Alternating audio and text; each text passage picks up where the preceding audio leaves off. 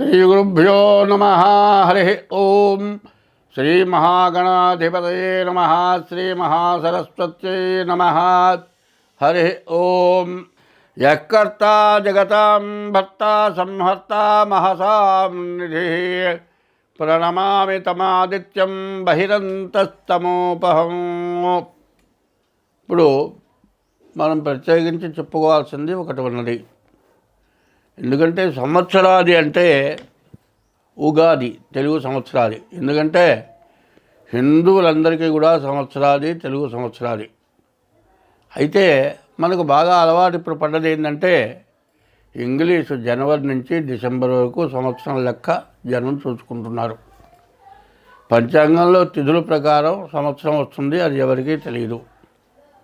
తిథి, వారం, నక్షత్రం, యోగం, కరణం ఈ 5 కలిసి పంచాంగం అయింది. అయితే పంచాంగ శ్రవణం అనేది యుగాదిగా చేసుకుంటాం. కానీ ఇప్పుడు జనవరి నుంచి డిసెంబర్ వరకు ఈ 12 నెలలు, జనవరి నుంచి డిసెంబర్ వరకు 12 నెలల మాస ఫలితాలు ముందుగా చెప్పుకుందాం. అయితే దానికంటే ముందు ఈ జనవరి నెల విశేషం ఏమిటి అనేది మనం చూసుకోవాలి. 2025 మరి వృషభ రాశి ఫలితాలు ఫిబ్రవరి నెల. ఇందాక మరి జనవరి నుంచి డిసెంబర్ వరకు మేషరాశి ఫలితాలు చెప్పుకున్నాం. ఇప్పుడు వృషభ రాశి 2025 జనవరి నుంచి డిసెంబర్ వరకు కూడా 2వ రాశి వృషభ రాశి ఫలితాలు చెప్పుకుందాం. ఈ వృషభ రాశికి ఇంతకుముందు శని దశమంలో ఉన్నాడు. ఆ శని మళ్ళీ ఏకాదశానికి వస్తున్నాడు. 30 సంవత్సరాలకు ఒకసారి శని ఏకాదశానికి వస్తాడు. మార్చి 30కి వస్తాడు.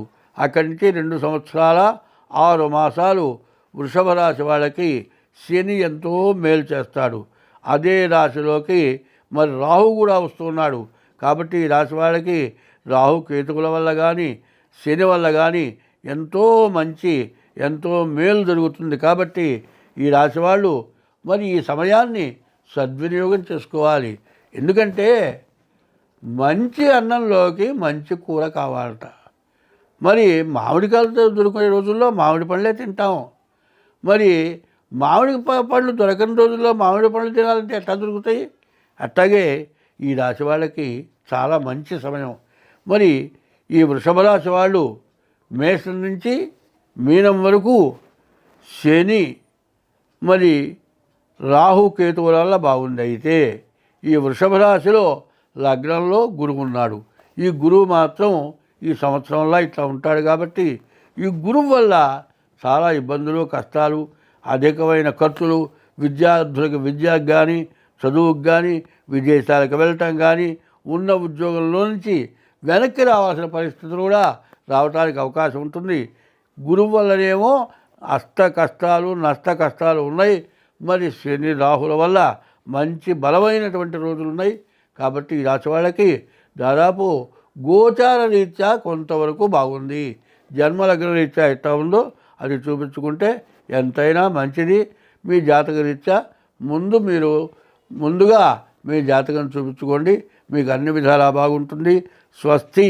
ఈ రాశి వాళ్ళు ఇందులో ఈ గురువు బాగున్నటువంటి వాళ్ళు ప్రతిరోజు మీ ఇష్టదైవాన్ని పూజించడం, శివాలయానికి వెళ్ళటం, శివాలయంలోకి వెళ్ళిన తర్వాత మరి ఈ వృషభ రాశిలో ఉన్నటువంటి గురువుని పూజించాలి. వీళ్ళు గురువుని పూజిస్తే మీకు ఎప్పుడూ ఎటువంటి ఇబ్బంది లేకుండా ఉంటుంది. స్వస్తి.